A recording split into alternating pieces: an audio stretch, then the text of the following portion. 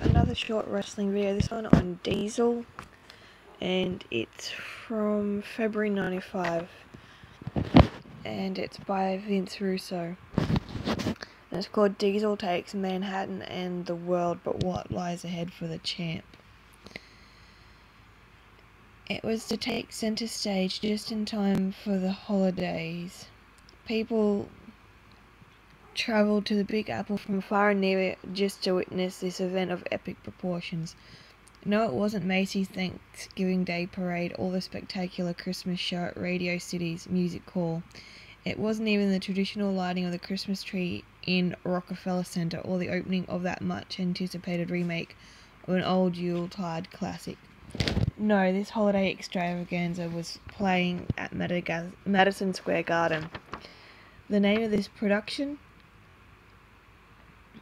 The Massacre on 33rd Street. Not even Psycho Bob's mother could have treated him this badly. What was supposed to be a holiday homecoming to the house that he helped build some 16 years ago turned out to be a nightmare that even fabulous Freddy Krueger couldn't have dreamed of.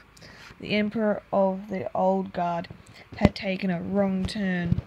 Somehow he was greeted not by a hitman but by a full tank of premium diesel. There would be no Christmas for Mr. Backlund, and yes, Virginia, there is a diesel. I want to say that Big D shocked the world, for that cliche seems so appropriate here. As fitting as it may seem, it would be an outright lie. Diesel shocked no one. Once he was announced as a last-minute replacement for the injured Bret Hart, every fan at Madison Square Garden, including me, knew that Mr. Backlund was not leaving the garden party with the gold.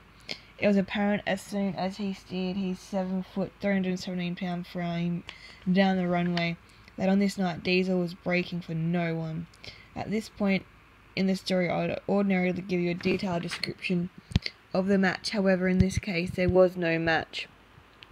With thousands of fans screaming behind him, Diesel wasted in no time in putting the pedal to the metal. One big boot, one jackknife, one cover, and it was all over for the walking dictionary.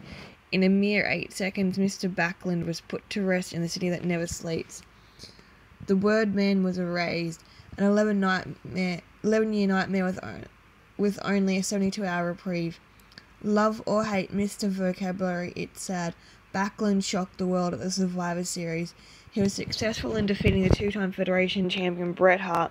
Granted, without the chickenery of Owen, the match might still be going on today, as a determined Bret might never have given into Backlund's wrenching hold. As I've stated before, all things aren't always fair in love and war. Some things we have no control over, and this was one of those things. In the end, Mr. Backlund was the victor. However, this story isn't about the walking cinnamon. It's about Big Daddy Cool. On November 26, 1994, something special happened at Madison Square Garden. Something that may have a lasting ramification on the World Wrestling Federation. Now, I'm not going to burden Diesel with the weight of the world on his massive shoulders, however. I see nothing but great accomplishments in the future of Big D, but nobody said it's going to be easy. Along the way, the road may ride like New York's pothole-infested Belt Parkway for Mac's favourite son. Even though you almost need to be forward in order to successfully analyse the last week of November 94. What it all comes down to is this. Right now there is a traffic jam on top for the Federation title. In my opinion, Backlund may be the first fatality. The chicken wing is Backlund's greatest asset, and I can tell you right now he's going to have his hands full in applying it on Diesel. Never before has Backlund had to put the hold on a 7-foot giant. Can he? The law of gravity says he can't. However, this is the World Wrestling Federation, and stranger things have happened. I give Backlund all the credit in the world for what he's accomplished. Although he's been colouring outside the lines for some time now, he did exactly what he said he was going to do, and you can't take that away from him. However, in my opinion, his run may be over. If Backlund does find a way to somehow three-peat as champion, I will be the first to sprint to the nearest library and beg for a card. Shawn Michaels. He's possibly the greatest athlete in the Federation today. However, can Shawn overcome the odds that Davey did when he slayed Goliath? The fact is that Diesel is about a foot taller and 100 pounds heavier than the Heartbreak Kid. The difference in physical size, along with Diesel's being extremely upset with a boy toy, may be too much for Michaels to overcome. If Shawn put the cool in Big Daddy, then Diesel may well put the brake in the Heartbreak Kid. The way I see it, there is only one man who can cause a champ to throw it into neutral: Bret Hart.